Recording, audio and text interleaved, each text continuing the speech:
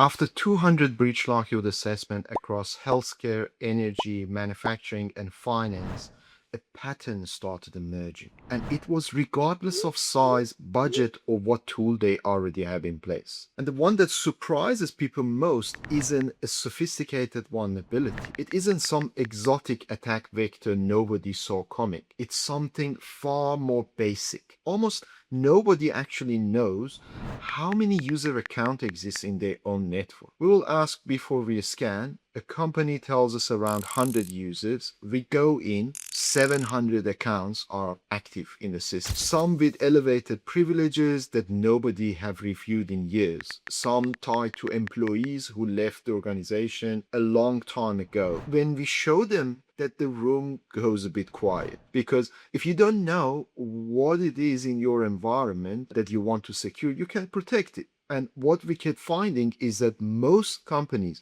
are working off an assumption of what their network looks like, not the reality of it. That's problem number one. In this video, I'm going to walk you through all 5 of those problems that we found and why they keep showing up and what it actually takes to fix them, because for 3 of them, the answer won't cost you a dime. The second thing we see consistently is that organizations come into the scan with confidence. They've got a managed service provider. They did an audit last quarter. MFA is enabled on most accounts. From the outside, the posture looks reasonably good. What shows up almost every time is a layer of exposure that the existing tools either missed or weren't designed to catch.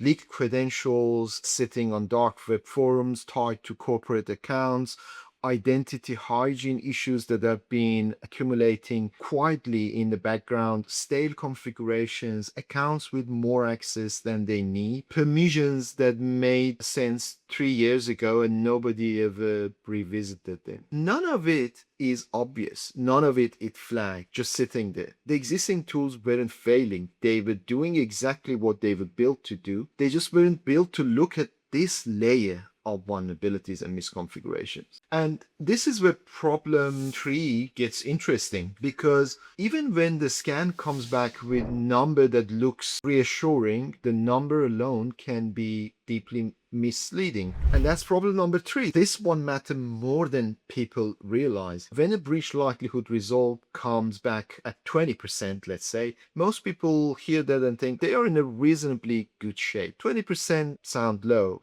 Under control, not a crisis, But here is a context that changes everything. If that organization is running, let's say, 10,000 user accounts, and plenty of organizations this size are, 20% means 2,000 accounts with problems. 2,000 potentially entry points sitting there in environment right now. The index isn't wrong, it's just incomplete without the context behind it. And what we found is that most companies focus on percentage and miss the actual exposure sitting underneath it. The number is the starting point. The conversation about what the number means for your specific environment, that's where the real work begins. And that takes us to problem number 4. Disaster recovery exists, it just doesn't work. Almost every organization we scan has some form of disaster recovery procedure in place.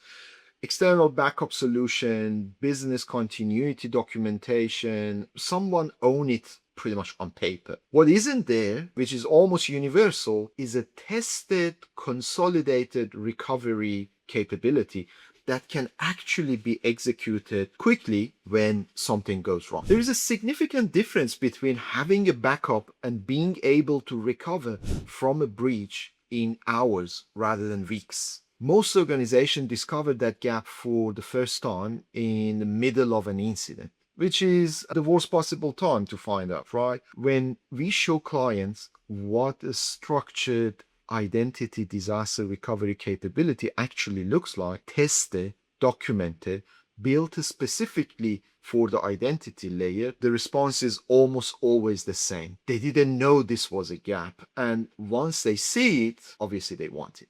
But Everything we find, problem 5 is the one that generates the most uncomfortable conversations, because it's not about what tools they have. It's about what those tools are actually showing them.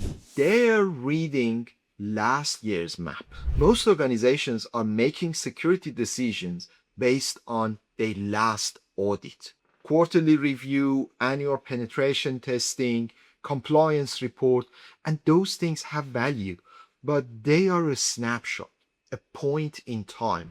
They tell you what the environment looks like when someone went in and looked at it. What they don't give you is visibility into what's happening right now.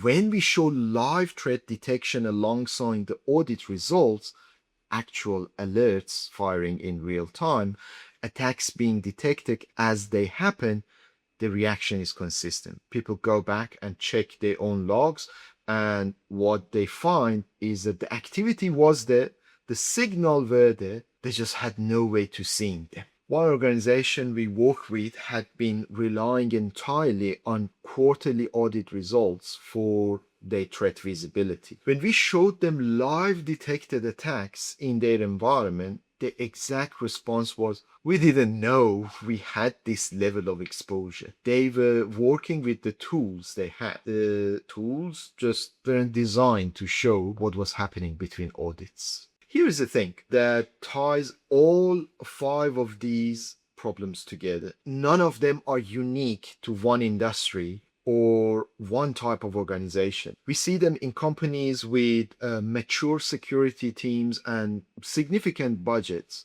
We see them in companies with lean IT departments doing their best with limited resources, and we see them in organizations with multiple managed service providers already in place. The breach likelihood scan isn't criticism of what they've built, it's a third-party view of the reality underneath it. Automated, fast, no disruption to anything running.